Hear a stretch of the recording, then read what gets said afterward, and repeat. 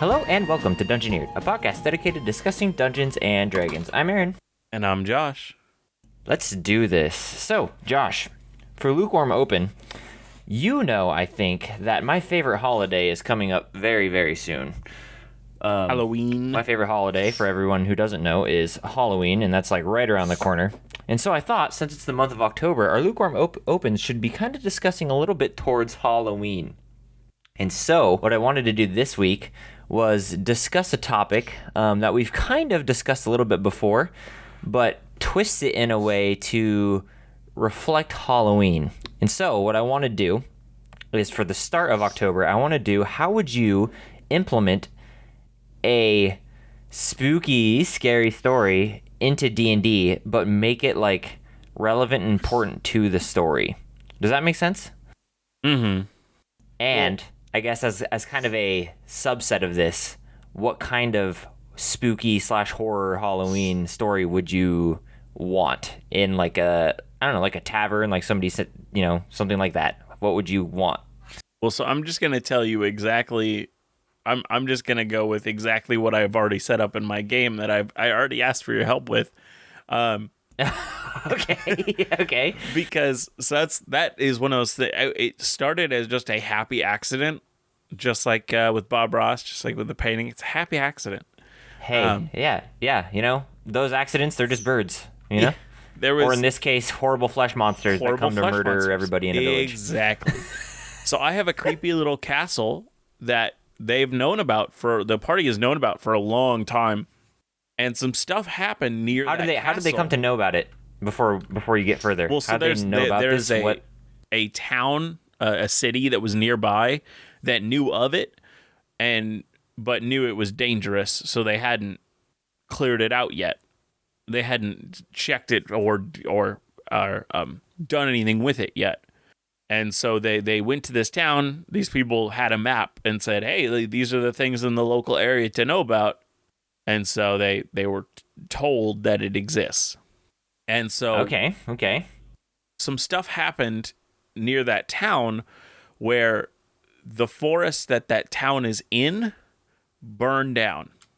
So the people in the town, some of them escaped, but they escaped towards the castle, hoping that the stone walls and things will kind of help insulate them to an extent from this fire, because they couldn't get out of the forest before the fire would catch up with them. Okay, I'm following. So I had them run into the castle. So the party knows, hey, they went into the castle. And so that's honestly a fantastic way of getting your party into a place that's scary, is have something happen that causes a NPC that the players care about to run for safety inside. Yeah, okay. I see where you're going. And so they're like, okay, we got to go help them because, hey, they're our friend, and you've brought them to the perfect location, and they have a reason for wanting to go inside. Right. Instead of just having, a random mansion or whatever that's haunted or creepy. Yeah, exactly. And so it gives them a purpose for wanting to go there. Okay, so you set this whole thing up, and they are planning on going to the castle? They're heading towards the castle? What's the deal? Well, they're kind of dealing with a lot of stuff right now. So they know this is a problem, but it's probably going to be a few sessions before they can even sort of deal with it. The town they're in currently is under attack. So they got to deal with that before they can even kind of a big deal. Kind of a big deal, just a little bit. Kinda. And so it's actually the attack that we talked about previously in our whole Lukewarm episode, where you guys kind of helped me flesh out this cult. Oh, yeah. Yep. Yes. I remember that. And so that cult is attacking the town now. And so they're dealing with that. But they also know that their friend is in trouble. So they're like, how do we do this quickly type thing. And so are they going to be able to go into this castle by Halloween? I think they should. I think they'll probably, because they've already done a few sessions with the problems in the town. Also, they're only level 6, so they're not going to be they're not going to stop the whole attack on the town. They're not the Right, big heroes right. of the town yet. They're still just part of they're powerful, but they're still just a part of the military type thing. Part of the Got it. So, rescue force. okay, this has me bring up a totally other topic. But do you run a game where there's a lot of like strong NPCs, or No, not really. do you run a game where there's not very many? I have run multiple where everybody's competent, everybody's powerful type thing. And I realized during that campaign, that's not fun for the players.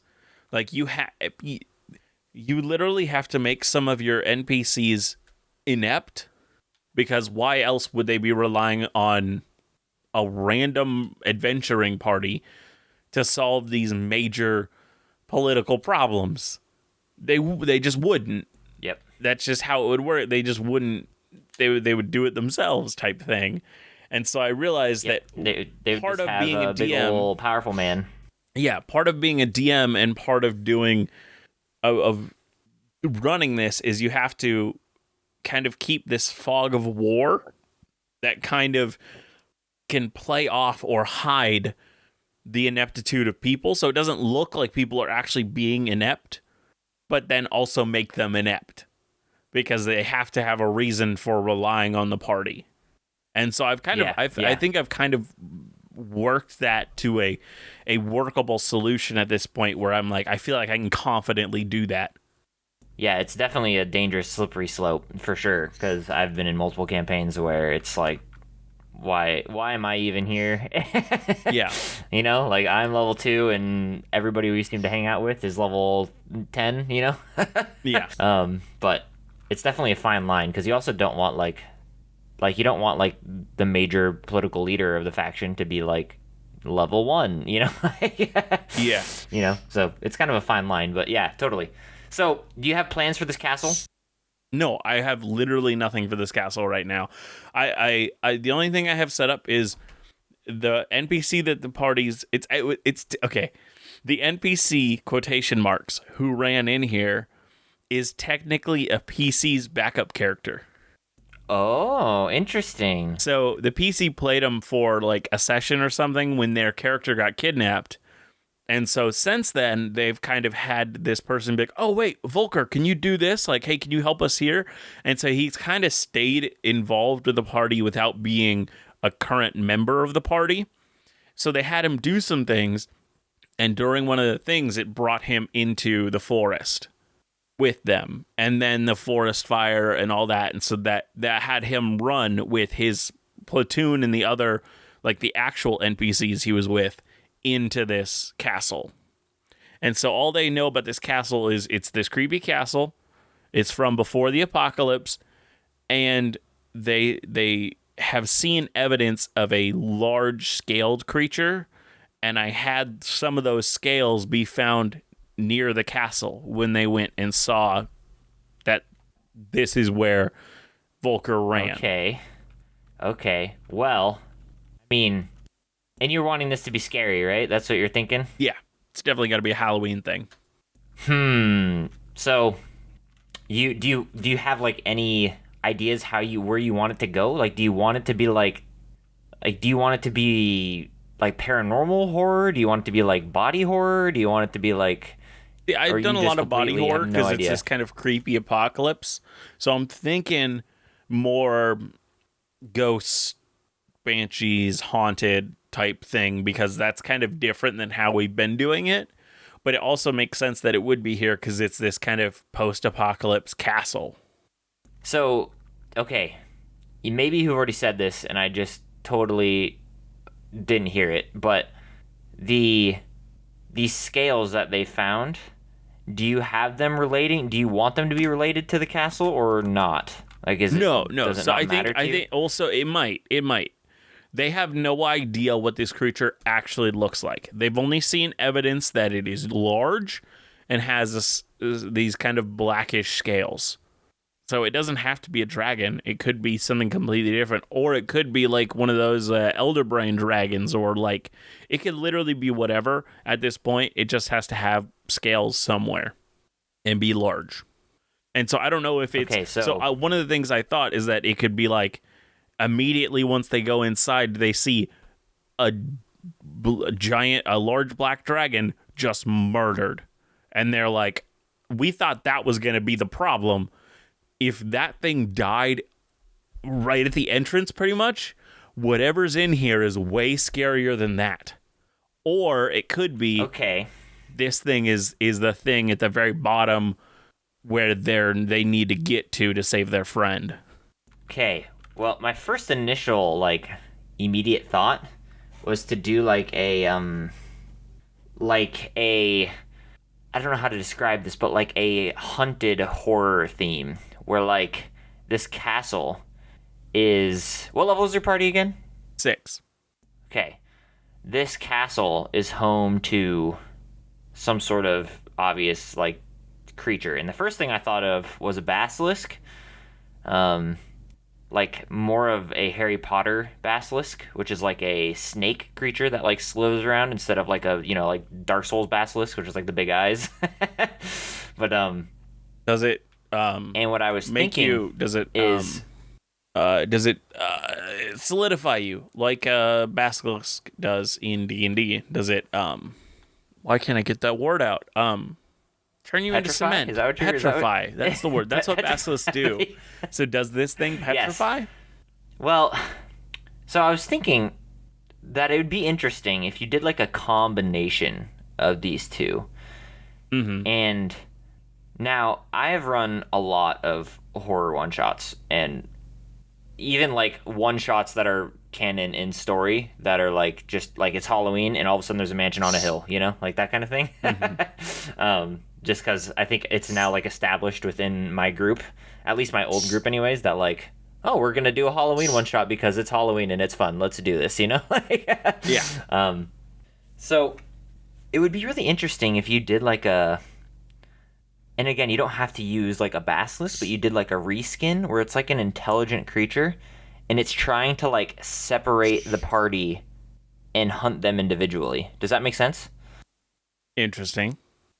So like maybe you have things in their backstory that like maybe this creature can like either read minds or sense fears or something. Mm-hmm. And you have things in their backstory like pop up that will either make them run away or run to a room where they want to be, things like that. So like like maybe they hear like okay, for example, like a backstory is maybe as a kid their like brother was killed or something, and maybe they can hear like their brother in one of the rooms or something like that. Only those players or something. Mm-hmm. And so you kind of run this like where you're trying to separate individuals, and when they are separated, they can see this like entity, this creature or something, and they have to make some sort of save or become petrified, or I don't know if you do petrified just yet. Maybe something a little bit different, like paralyzed or stunned or something like that.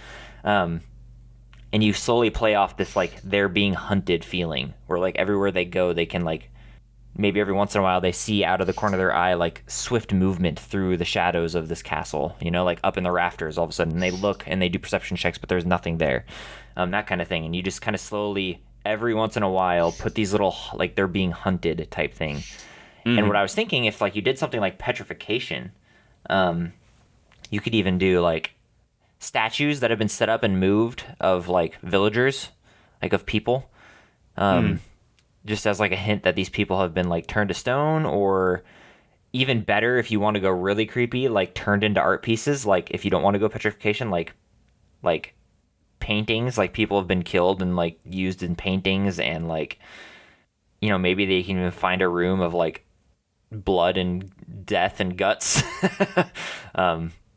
Where like obviously these townspeople, I'm assuming, are going to be dead, is what we're getting at, or at the very least. I was thinking that they have trapped, survived. Yeah, they left.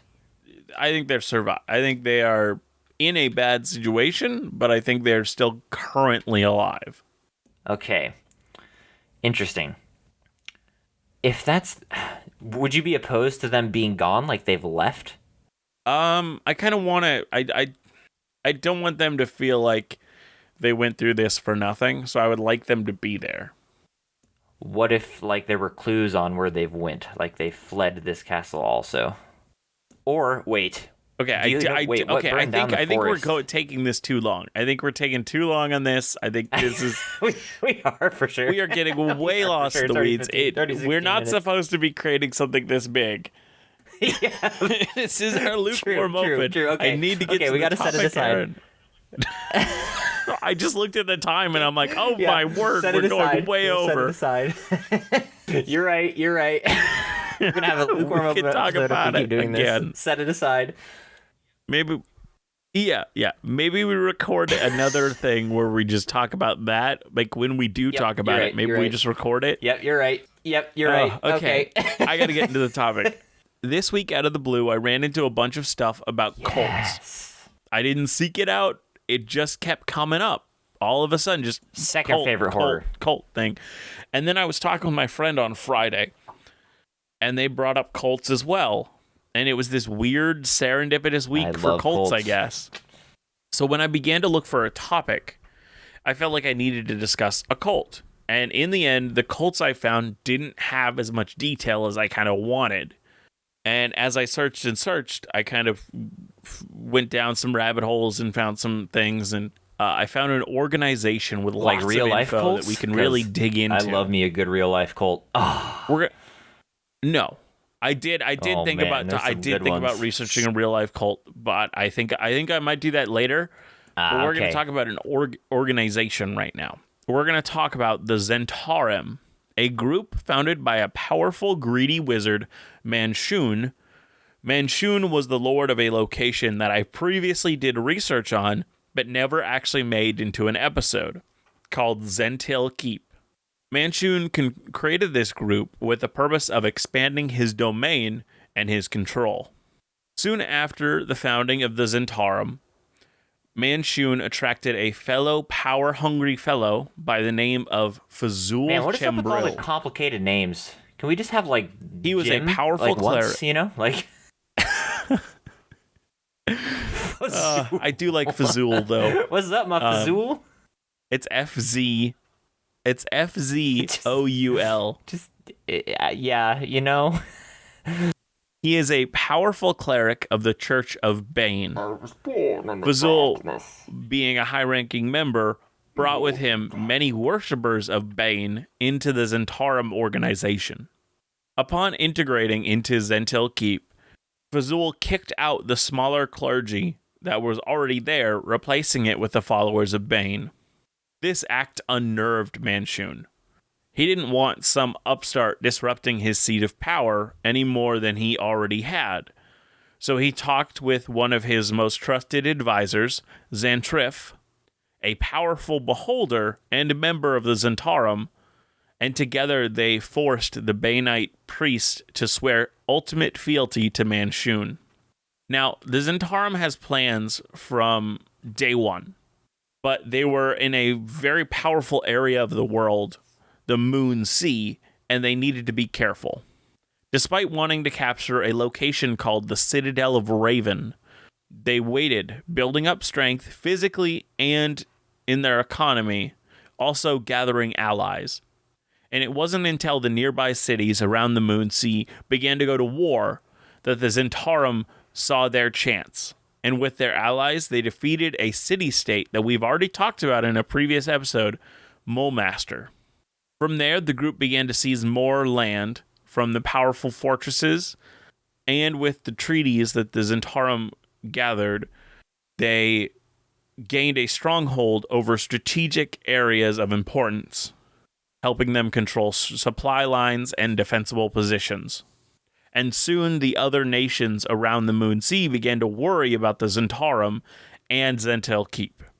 This is when the scheming of Manshun truly began, for he had larger goals. Manshun graciously granted independence to a previously conquered group. He used this to call a meeting of the lords of the Moon Sea, at a neutral location, of course. But when they all met, he told them of dangerous orcs to the north, and Manshun proposed the idea of a combined military force stationed at the Citadel of Ravens. That was the place that was under Zentharim's control at the time. This force would protect the Moonsea from greater threats, such as these orcs. And it just so happened that Manchun had a group of Zenthalar army that could convenient. totally serve there.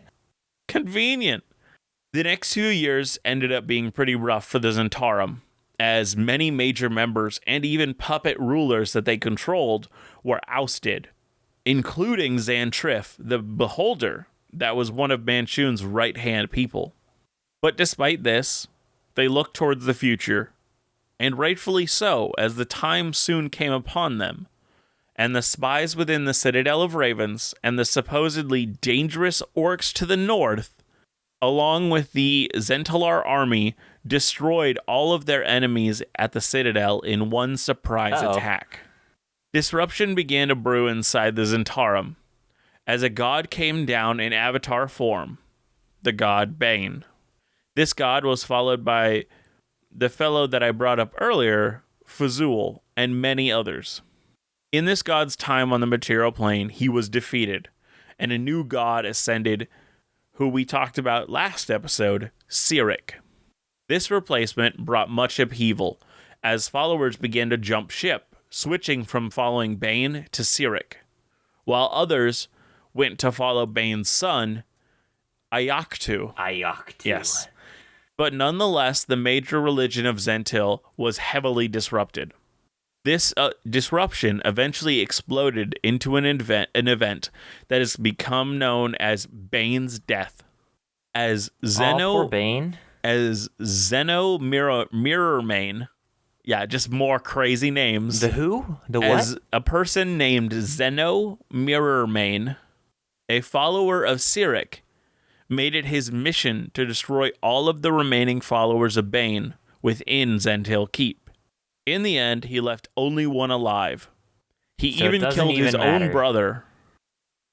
He even killed his own brother. Oh, gosh. But left Fazul alive as he had a relationship with Cyric. This Church of Cyric made the main religion of Zentil Keep and helped the Zentharim expand. But it soon became apparent to Manchun that Cyric was no replacement for Bane. He was impulsive and dangerous. This scared Manchun, and he slowly and methodically began to withdraw his resources and personnel from Zentil Keep. Fazul was smart enough to notice these actions, but did nothing, as he was still angry about what the Church of Cyric did. Lord Fazul was pissed and wanted revenge. Yeah. And he waited patiently, building up followers and allies. And in a destructive fight, the followers of Cyric were defeated and ousted from Zentil Keep. But the result of this was the destruction of over 50% of Zentil Keep from the north side. This also resulted in the death of Manchun, technically. Manchun did survive through clone bodies, kind of like simulacrums. One of these clones headed back to the Zentharim and gave complete control over to Fazul and became an agent of the Zentharim instead. Now, the Zentharim still exist and have more history than this, with Bane and Cyric coming back and such. But I think this is enough for this week to really kind of understand this group that just kind of, they were a political group that just always tried to get one step ahead, even if it felt like they were taking 3 back. They were trying to make 4 ahead. And so my idea for this week is that we create a group that is trying to dominate the world like this one. Maybe they're working with our big bad evil guy, or they're with a specific nation or something. Whatever it is, they have caused political upheaval throughout our Season 3 world. Okay. Maybe they're boogeymen at this point. Whenever a revolution happens, people just believe that they were involved, whether they were or not. Or maybe they're extremely obvious about their ideas and what they want, so they openly work to overthrow anybody they hate and get what they want. I don't know. What do you think, Aaron? Okay. Well, obviously the first immediate thing that my mind goes to is a group working with the big bad evil guy. Obviously, that's the first thing that we'd go to, as that's kind of what D&D is kind of all about, really. Is you got a group with the big bad evil guy and you're trying to kill him. Mm-hmm. But at the same time, Oh man, I don't know. What do you want? What do you want? What are you thinking? Are you thinking more along the lines of like an unaffiliated Well, group so that's with the thing. a I big bad think we evil can have guy? some fun, really creating a group that is like working with the big bad evil guy. But I think we can also have fun just having this group that is causing a lot of chaos, but doesn't necessarily work for the big bad evil guy. That's just Okay, what kind of chaos do you see these guys causing? well, I Like, are think they they do like stuff like these guys, where they're just very politically conniving. They kind of do a lot of things that end up changing the political landscape, whether in the way they want or not. But the things that they're doing are definitely visibly affecting the world. okay? I my mind has now kind of gone to a criminal organization type thing that's trying to like either rule the city, rule the nation, something along those lines. That's immediately kind of now where my brain is going to. Kind of like Mm-hmm. a a Gotham criminal gang, but is ruled by somebody who's like the Joker type thing. That's kind of where my mind From the immediately movie went. Joker. Not necessarily from the movie Joker, but I do like that movie. No, But it's a TikTok thing. oh well, I don't have TikTok, so that's just totally I know, out of I my know. league. It was more for the listeners than you. There's a thing where there's a thing where I don't know why the people are like, I'm just like Joker, from the movie Joker, and it's a thing on TikTok. I hate it. I already hate it. I already hate it. But I'm thinking we haven't made very many criminal organizations, have we? I don't even remember. We've done so many episodes that it's already like I don't criminal even remember. organizations. I don't think we made very many. No. So let's do like a criminal organization whose what would their ultimate goal be? Just to take over, to like rule the city, rule the country, rule the world? Do we want them to rule the world? So I Ruling don't the think world seems kind of intense. I kind of want it to be a like anti-hero group, not a straight up criminal organization. I What kind do of you want mean? it to be What do one you of mean? those. It's like I forget where the line was from. I think it might have been Skyrim, but it was like a group like a thieves guild or whatever Where they steal that sweet was rolls? talking about how Yeah, like yeah, yeah. no, it's talking about how they're like, yes, we technically have incredible amounts of power. Like we could easily take over if we wanted, but we don't want that. Like we want society to keep going because we want to be the cockroaches underneath. Like it Like benefits us. you can't have things picking at the edges of society without the society being there. Okay, And so what if we these people take are that partially concept? helping the economy and helping, and maybe even it gets to a point where they literally have to like step in and help the nation. What if, what if we took that concept and made it slightly tweaked where it's like they need society to exist obviously to further their goals as my bird screams. But but it's more of like they're still harming society to help themselves, but they can't like they don't want to physically like get rid of it. Yeah, they don't want to obviously. rule. They don't want to So, be like- in charge, even though they probably have more power than those in charge. Yeah, it's more of like like maggots consuming a corpse, but they still need the corpse to be functioning. Like or like like a Exactly. parasite. Like it still needs the host to be Yeah, functioning. that's exactly what I was thinking. Yeah. But they're not here to like destroy it completely though. Mm-hmm. Okay. So that's the base. So what are we thinking here? Are we thinking pirates? Are we thinking I do like a good pirate. Like terrorists? Are we thinking like see, I don't think terrorists. Why are you 'cause thinking pirates? well, pirates flourish off of society's flourishing because they get more money by stealing stuff. So, sinking wealthy merchant ships, stuff like that, taking their just due. Tolls in quotations, like, oh, you can't pass through this strait without, paying up. the more wealthy a merchant is, the better they do when that kind of thing happens, because they can afford and pay that kind of stuff. So pirates is one. I also said terrorists, but I think terrorists are really seeking control more than anything else, and pirates are kind of not that way. They're kind of just living off of society. They probably even had their own, like they'd have their own society more so than anything else, like a hidden society. But we could do drug dealers. Can never go wrong with a good old drug dealing group who's like, they need the people of society to survive, but they're also making tons of money by selling. I mean, I don't like the word drugs, but drugs, I guess. Or selling some sort of magical substance that like increases magical power, but it like harms the individual. Like an arcane dust of some kind. You could do something like that. That'd be interesting. It'd be really fun. And maybe they have like a secret supply line to like a magical school that they're supplying.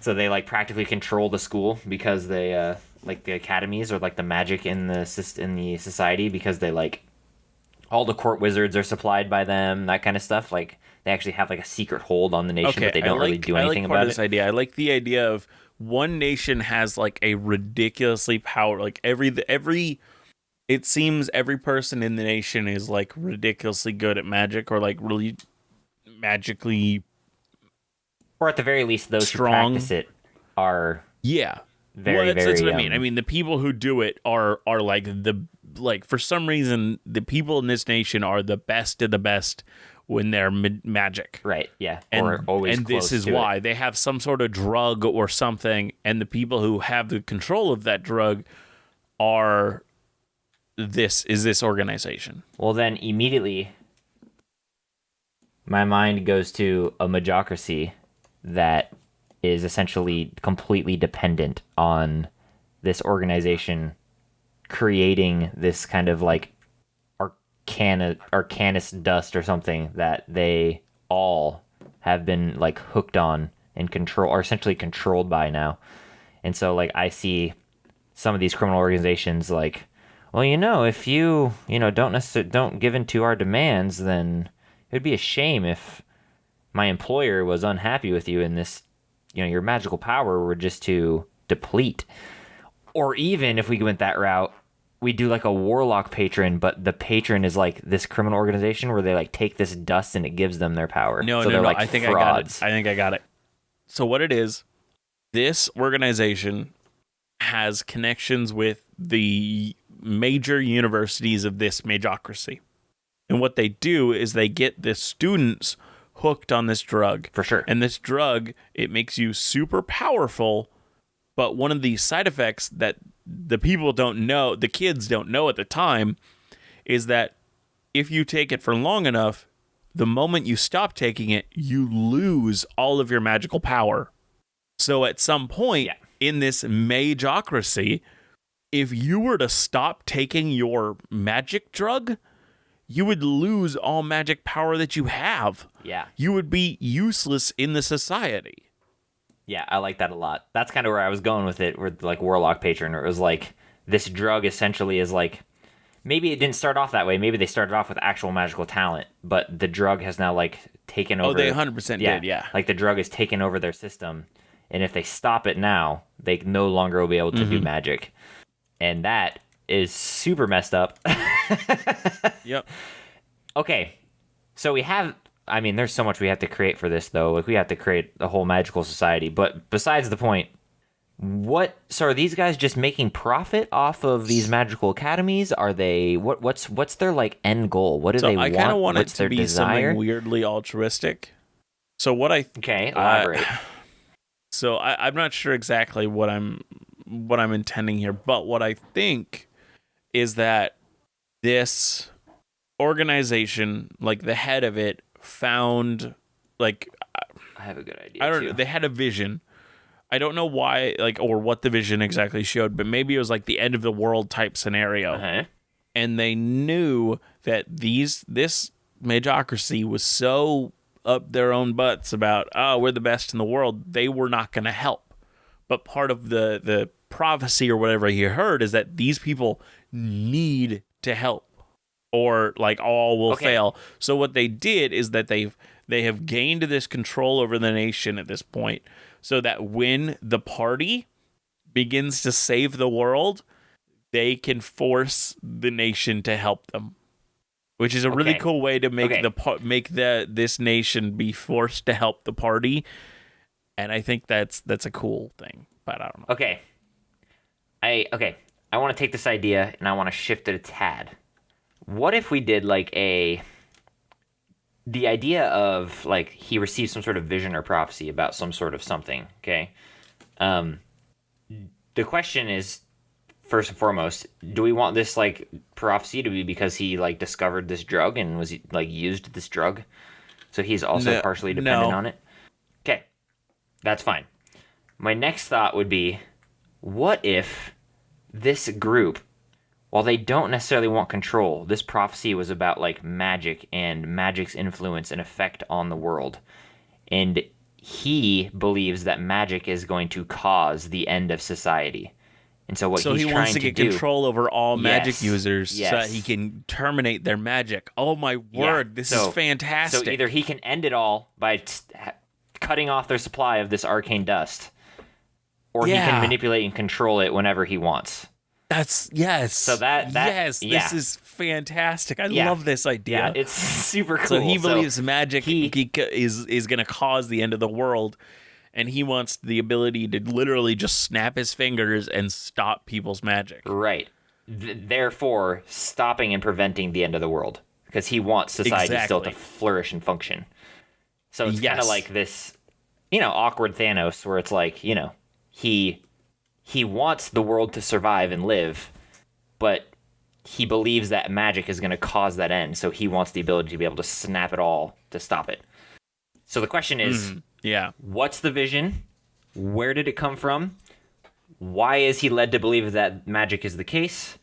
That kind of thing. Why is that a thing? Why does that happen? Who, how, when, where, why? Well, I think he saw a vision, and I think it was from a god.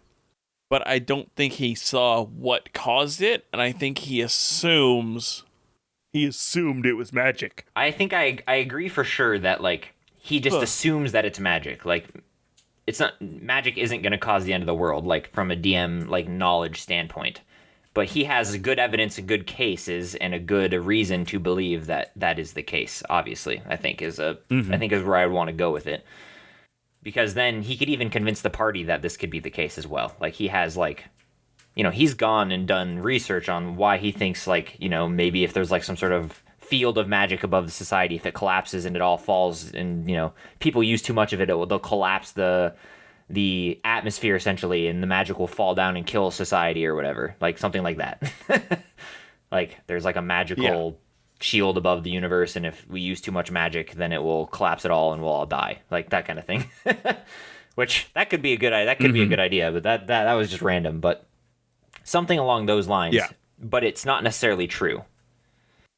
So if we go with the god giving him this magic, like this prophecy or this like vision, why would the god do so, and what would be the god's purpose in doing so? Trying to stop the end of the world.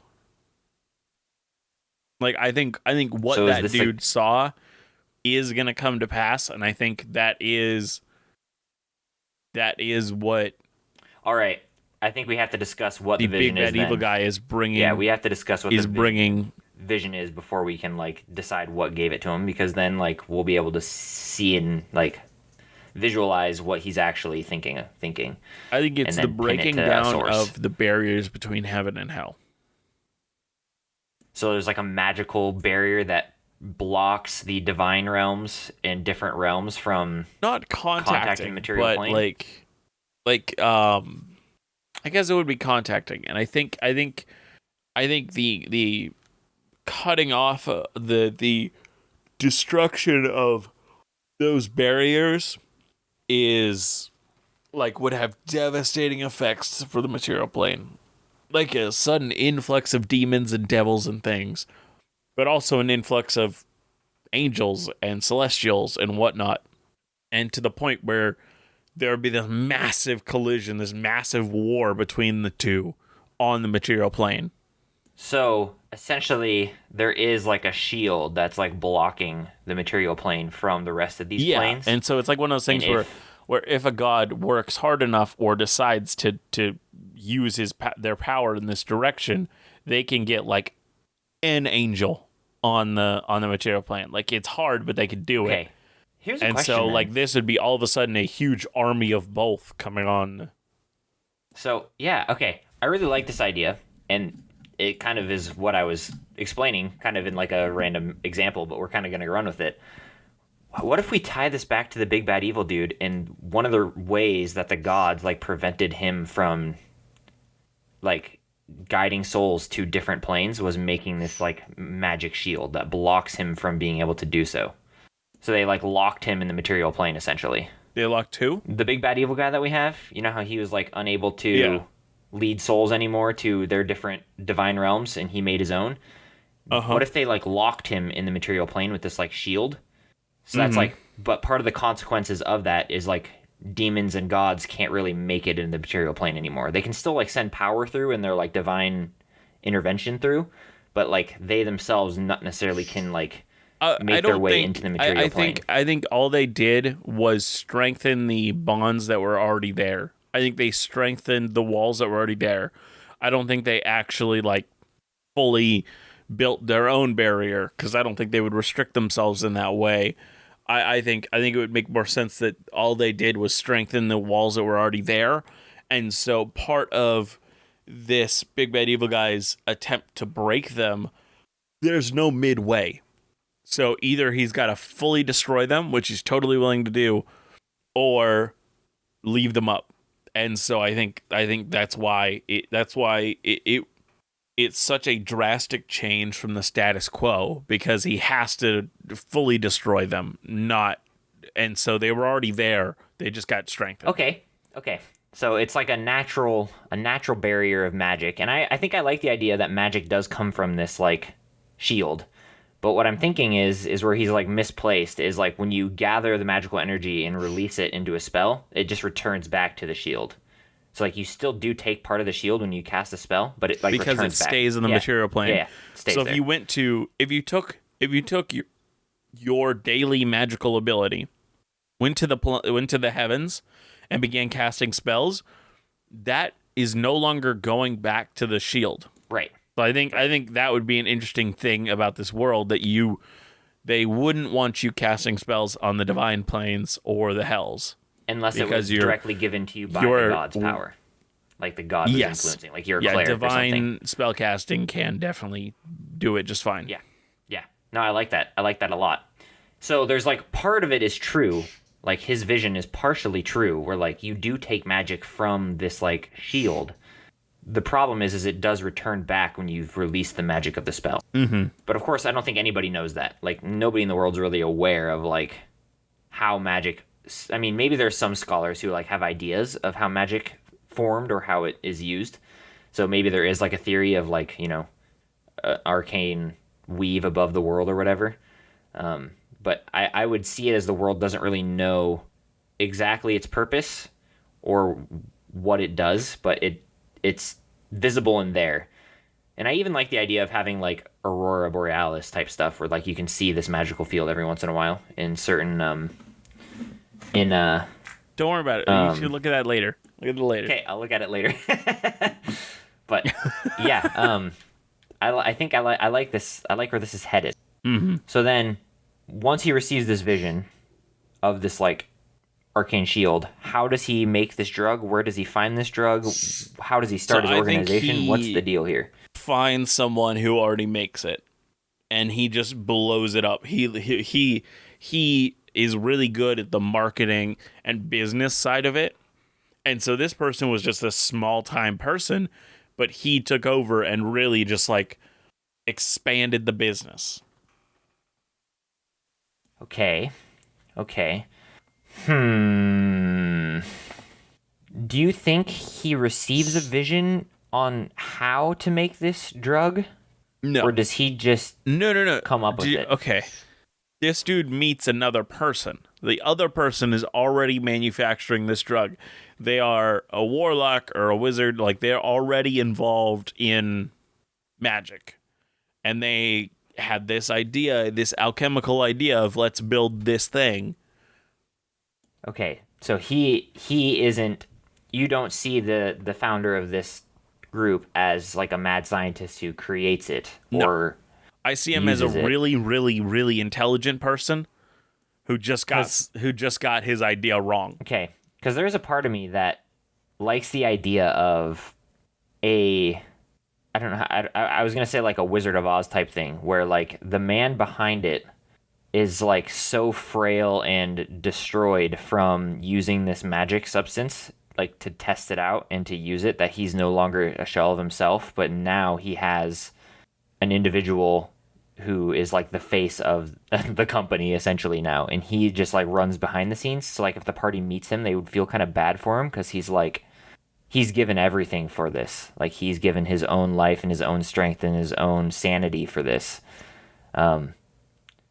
And he is essentially propped up by like a good charismatic face of the group, essentially, because he's maybe not necessarily lost his sanity, but like he's lost, like, he's missing tons of teeth. His muscles are, atrophied. He's like, he looks he's like lost those a lot. don't do drugs kids. Yeah. This is what happens. Right. Pictures. Right. So he's also partially a victim of his own creation, but I'm okay with doing, unless we mixed the two, and maybe like this god gave vision to two people. One was the charismatic, the other was the brains. So there's like what a duel. what I'm thinking is the person that he kind of, so maybe, okay, I'm gonna say he stole the drug from this person. So like somebody had been already making this type of drug before, and that is the old man person that you're talking about right now. Okay. And so this charismatic person takes the recipe, steals it from him, and then makes a fortune on it, pretty much. Got it. Okay. So if they ever meet the dude who originally invented it, that's who is this kind of broken person. Because once they had their idea stolen and saw just how successful this person was with it, it kind of hurt them, like, emotionally and mentally so much. Okay. Yeah. Okay, I can get behind that. I think I can get behind that. So then this charismatic leader of this, like, group, does he use magic? And if so, does he use the drug or not? I actually don't have any opinions on this one. I don't know if he uses magic. What do you think? There's a part of me that wants him to use magic, but not use the drug because he knows what it will do. Yes, I like that. And so, like, he's also kind of going against his own vision at the same time. Because, like, I think he uses it limitedly. Like, he has, like, I don't know. I think he does something that makes him feel like, oh, I'm better. I can do it. But I don't know what that is. I mean, there's a part of me that says, well, what if we made our entire bloodline of a sorcerer off this drug as well? And he's like the... But I don't know if I like that, though. But, like, I definitely like the idea that you could become a sorcerer off of this drug Me too. alone. Me too. And he would be like the head of the bloodline, essentially. So maybe when you're like, call him the Godfather. When you're like 18th level or whatever, your final ability is you're like immune to that drug. So then you've permanently gotten this. Yeah, you're like permanently this. You're essentially like you've like how this is dragon sorcerers essentially do, transform into dragons. Like their skin turns scaly. They they have this is something I would do, but I know a lot of people wouldn't be okay with it. But I would be okay with it. The 18 level ability is you lose all magic. Yeah, that's kind of where I was heading with that. Because that's what the drug does. Right. That's kind of where I was heading with that, where you lose, like you literally lose all your ability to do magic. And it would be interesting if he has lost all ability to use magic. Like he was once a magical sorcerer, but now he can't use it. Does it give you something in its place? That idea of him once being a sorcerer and not having the ability anymore, I think that is the person who made the drug. Yeah. I think he can, the charismatic one, the one who's the current leader, he can. Yeah, so he's like tip top shape before he crashes and loses all of his I don't magic? think he uses. No, he doesn't use the drug at all. Okay, got it. Yeah. I because he like knows what it does. But Yep. I don't know what in his brain, or like what's his reasoning behind why he thinks he is okay to use magic. Is it just like, I'm trustworthy, or like how did he delude himself to think, oh, everybody else needs to stop, I'm okay? I mean, it could be something as simple as he's the one who's seen the vision, and so he believes that, like, in order to accomplish his vision, he does have to use any tools in his repertoire available, and magic is a very powerful tool to use. So, I mean, it could be that simple. It could also be that he's just a maniac. Like, I mean, we could go maniac on the floor. floor. On the floor, yeah. And he's dancing like he's never danced before. I don't know. Yeah. So it could be something like that too. I don't know if I like either of those, though, to be honest. I mean, in a pinch, I could accept he's seen a vision, so he thinks he's, like, okay with it. Above it all, yeah. But I do even like more, I think, he's uncomfortable with the idea of losing his magical power. And so he's kind of partially... Wait, what was that? Complacent. He's grown comfortable and complacent with it. Yeah, and so he kind of also goes against his vision a little bit. Like, maybe he's deluded, maybe he's, like, convinced himself that, like, I've seen this vision, so I can still use magic. But in reality, he doesn't want to lose magic either. He has convinced himself that his ideas are, I have seen the vision, I need to do whatever I need to do to stop this. But in actuality, his real belief is, I don't want to lose this.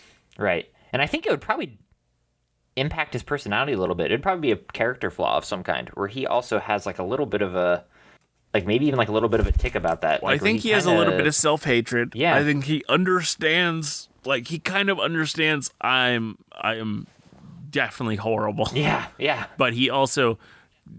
he doesn't play that off for other people. That's more of a internalized idea.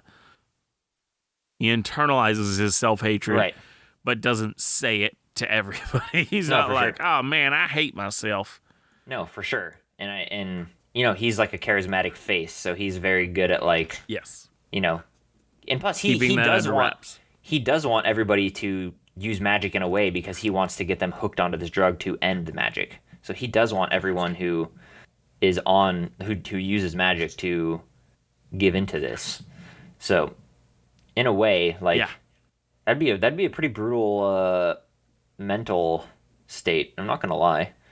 Were you like? It would be. Yeah. You were like convincing. Well, the whole world. I think that's part of the reason why he was so successful with the drug, is that his whole thing was, I need to get as many people as possible hooked on this so that I could stop their magic in the moment I need to. Okay, so I think this is really good. Like, I think this is super good. Let's take it for the last, like, 5 minutes or so. Let's take it. What happens to the party? Would he try and give them this drug if there's, like, a wizard or a sorcerer? If they used it, what happens? Let's get a little bit more, like, mechanical and like player based. What would happen? So what I think it is I think it's one of those things that starts off small, and so maybe you even like, oh, okay. So it takes real world, like, not real world, but like in-game time. So the first time you take it, all it does is give you a +1 to hit with magic. After using it for more than 1 day, so like you use it your second use, it will give you a +1 to hit and a +1 damage. After a week at that, it will go up to those two plus a +1 to your DC, your spell save DC. Okay. And it slowly progresses like that, where it's like, oh, now it's a +2 to hit, now it's +2 damage, and so so there's kind of an incentive, like the longer you use it, the better it gets. Like that kind of thing. The more you idea too. Yeah. The more you use it, the better the abilities you get from it are. Okay. That's why these people are so talented over at these other places. But, like, you begin to notice weirdnesses. Like, maybe it's like a kind of like wild magic at times. Like, oh, you didn't, like, for some reason you cast fireball, but it was ice. Like, it was this ball of ice, and you were a little confused about what happened. you're losing Like, control of your magic. Slightly, yeah, because it's a little too overpowered for your character, for your level. Or even so, it's just the result of you losing magic over time. So like you lose control over some of your spells. Like you cast fireball, and like you said, it's ice because like you lost a little bit of control at that moment because of the drug. Yeah. And so I would give them literal mechanical incentives to stay on the drug. I also think it would be fun to like, and this might be really powerful. So this whole thing, like we have to also understand, this is like we'd have to really workshop this and figure out, how balanced you could 100%. be. This would need to be without making it feel like all of a sudden the spellcasters are way more powerful than everybody else. But it might be fun too to like give them slightly a few more spell slots every once in a while. But there's like a chance when they cast using those spell slots, they just don't work. Like they have like when they use the drug, they gain 3 extra spell slots or whatever, okay, to cast. And again, this is all hypothetical. You'd really have to figure out how to tone this. But for example, you take the drug, you get 3 extra spell slots. You can use 1 3rd level spell, you can use 3 level 1 spells type thing, okay? When you would cast, it would be like you'd roll on the wild magic table, but there's like chances where like the magic just doesn't work at all. Like, doesn't work. It's less powerful. It's more powerful. Like, there's just chances, like if you use these spell slots, it just doesn't compute. Like maybe, I mean, you'd have to figure out why, or you'd have to figure out when this would happen. Like, does it happen? Obviously, I don't think it'd happen right away because you're supposed to be pretty powerful. But maybe towards like the later stages when you've used it so much, like you would spend some of these spell slots, like spell points, like a magic weapon essentially. Like it's its own magic weapon essentially, where you can like use it and you can spend this many charges to cast a spell or whatever. Okay, and it doesn't work like if you roll like a 1 to 8 on a D100 or whatever. Like the spell just doesn't work. Like you've just lost control of the spell. Maybe other effects would be like you'd have to roll, like you'd roll a D4 or whatever, and it shoots it randomly random directions. Like again, this is like possible negative effects that happen after we've started using it for a long period of time, because eventually you would see like negative impacts and as well as powerful impacts.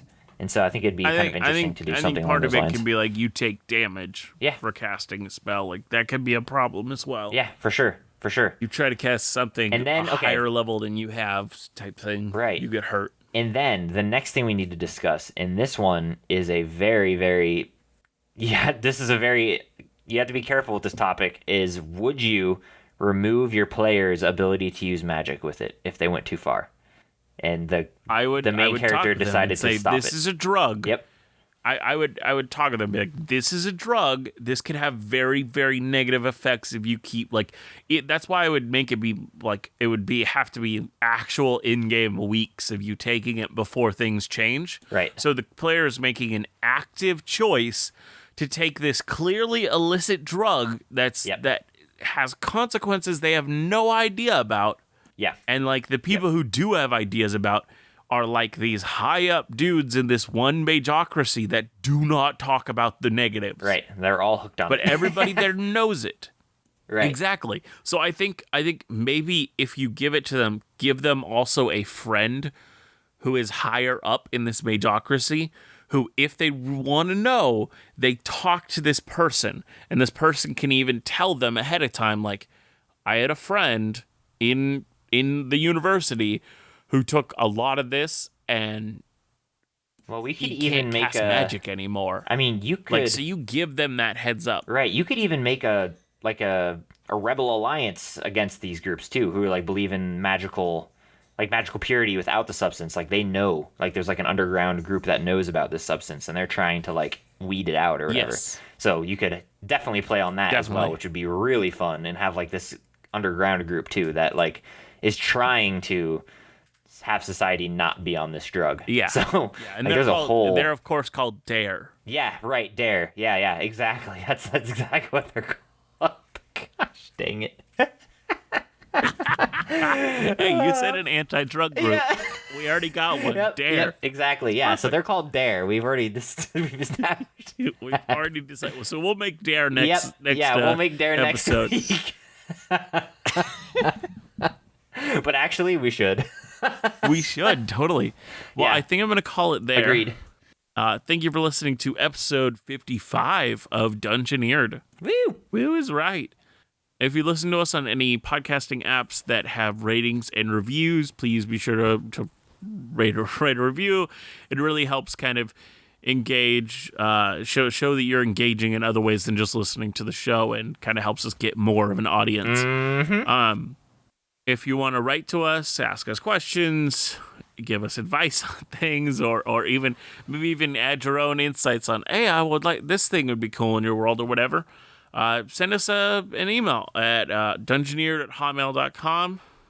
It would also be really cool to like hear if people have used any of these ideas in your own world and how you did it and I would how you used love it. to know if you, and even if these things just inspired you, you're like, oh, I like to, like maybe we started talking about something and we went a different direction. You're like, but I liked that idea, so I took it in my game. Yeah. Like any of that, we'd love to hear For that. sure.